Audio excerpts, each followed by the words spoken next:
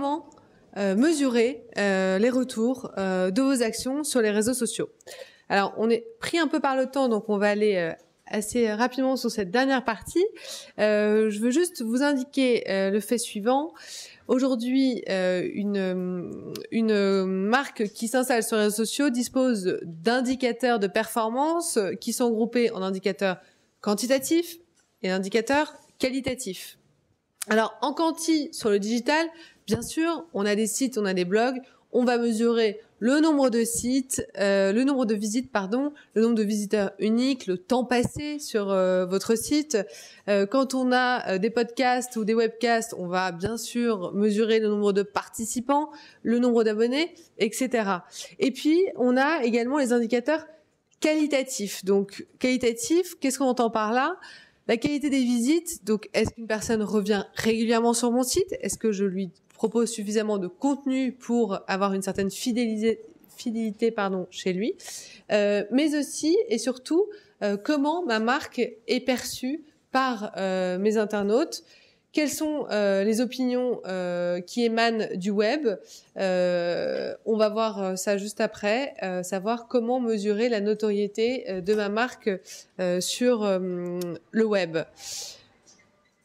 On a vu les indicateurs de performance sur le digital. Ce qui nous intéresse particulièrement, ce sont les indicateurs sur les réseaux sociaux. Alors, les réseaux sociaux, on a des indicateurs simple, bien sûr, c'est tout ce qui est relève des statistiques données par les plateformes en présence, donc le nombre de fans, de followers, mais aussi le nombre de check-in pour Foursquare, le nombre d'affichages, donc on a quand même des informations assez précises.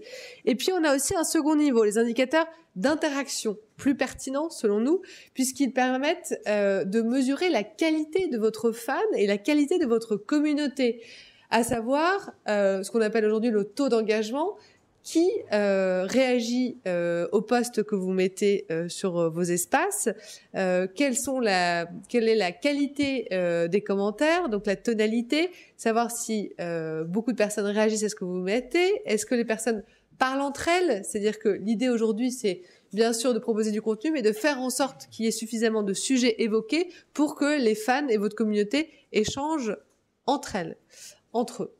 Donc, ces indicateurs d'interaction, on a le nombre de j'aime sur Facebook, le nombre de commentaires, le taux de viralité. Aujourd'hui, on sait combien de personnes partagent le contenu que vous postez sur Facebook.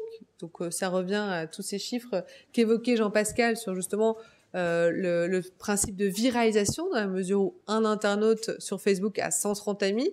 Imaginez si vous avez une centaine d'internautes qui partagent votre contenu, l'impact que ça fait, que ça provoque sur la toile. Et puis, petit à petit, on s'efforce de mettre en place ces indicateurs de conversion. Donc, en effet, j'ai ma communauté de fans. Il faut ensuite que je les transforme en clients, parce qu'on a bien compris que c'était ça l'objectif essentiel. Donc, il va falloir les convertir. Donc, on va commencer par recruter une base d'emails et puis ensuite s'adresser régulièrement à eux et faire en sorte qu'ils aillent en boutique acheter nos produits ou qu'ils aillent sur le site e-commerce pour faire leur achat en ligne.